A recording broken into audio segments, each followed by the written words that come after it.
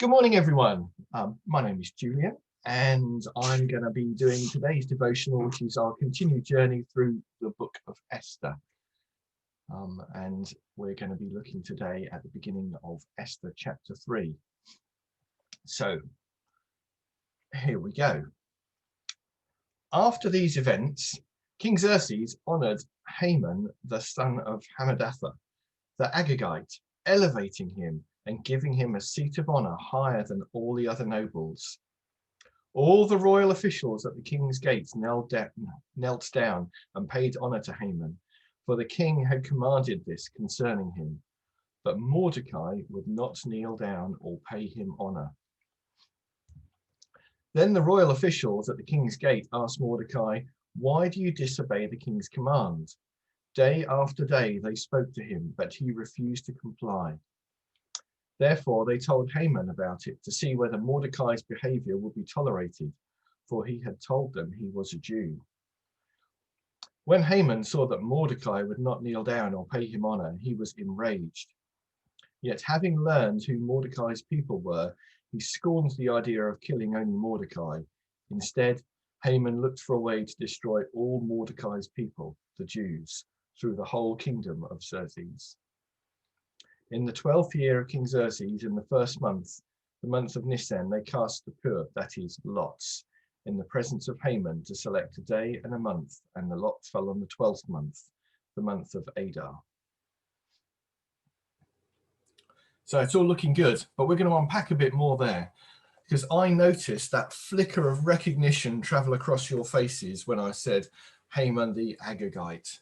And of course, we've come across the Agagites before, because Agag used to be the king of the Amalekites.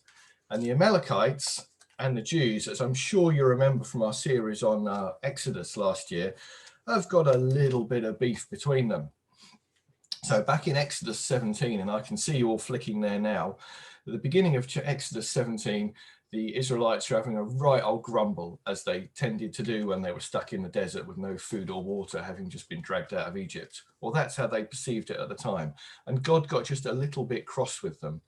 So in the end, Moses takes his rod, hits the rock, water comes out, and the Israelite grumbling cease. But then the Amalekites turn up. Now, as you remember from our story last autumn, the Amalekites are a highly trained fighting force, and the Israelites at this point are a bunch of slaves that have just been rescued out of Egypt and led across the desert without weapons or armor. And this is the bit where Moses holds his hands up in the air, and as long as his rod is held high, the Jews are winning. But as soon as his arms start to get tired, the Amalekites winning, and they sit him on the rock. And in the end, God gives them victory over the Amalekites. So that's the first time we've run into the Amalekites. But there's another bit as well. So rushing forward to Samuel chapter 15, Samuel tells Saul that what he needs to do is to go to the Amalekites with his army and to kill all the people and the king and all the animals. And Saul gets there, and the battle's going quite well. And so beginning at chapter 15, looking at verse 17, Samuel says, "Although you were once small in your own eyes, did you not become the head of the tribe of Israel?" So he's a Benjaminite. "The Lord anointed you a king over Israel. Go and completely destroy those wicked people, the Amalekites. Make war on them until you've wiped them out.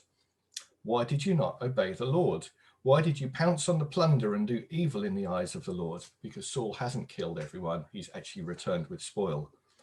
"But I did obey the Lord," Saul said. "I went on the mission the Lord assigned me. I completely destroyed the Amalekites and brought back Agag, their king. The soldiers took sheep and cattle from the plunder, the best of which was devoted to God, in order to sacrifice them to the Lord your God at Gilgal. But Samuel replied, 'Does the Lord delight in burnt offerings and sacrifices as much as in obeying the voice of the Lord? To obey is better than sacrifice, and to heed better than the fat of the rams.